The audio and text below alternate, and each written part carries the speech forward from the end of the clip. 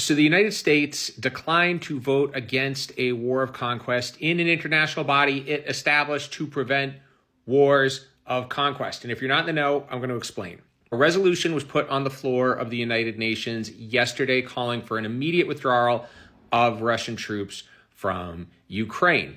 And while America's traditional democratic allies across the globe voted in favor of this resolution, the United States sided with Russia, North Korea, Syria, and a whole assortment of geopolitical supervillains against the resolution.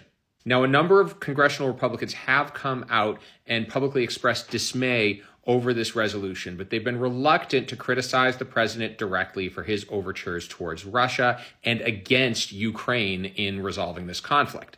And the Republicans have a lot of voters on their side. Polling shows that a majority of voters, including about half of Republicans, feel that the United States benefits from its current relationship with NATO, and over 70% of Republicans feel Putin shouldn't be trusted.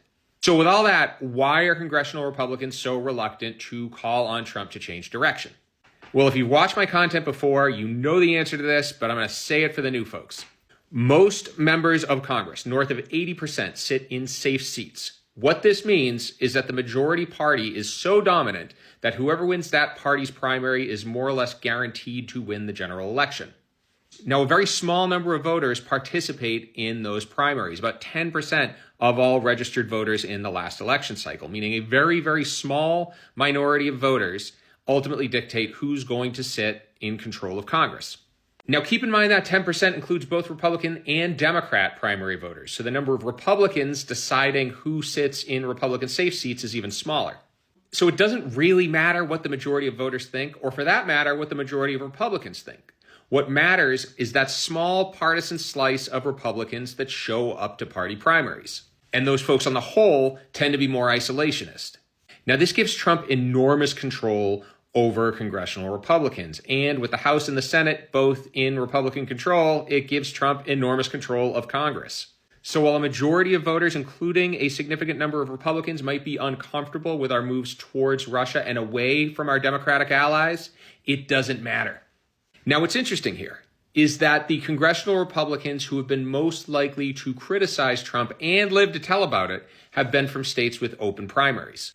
Out of all the Republicans who voted in favor of impeaching Donald Trump after the January 6th attack, the only 4 who survived were from states that used open nonpartisan primaries, where all voters determine who advances to the general election, not just a partisan slice. Now, one of the ideas this country was founded on is that power should be distributed, because power consolidated under one person doesn't serve anybody.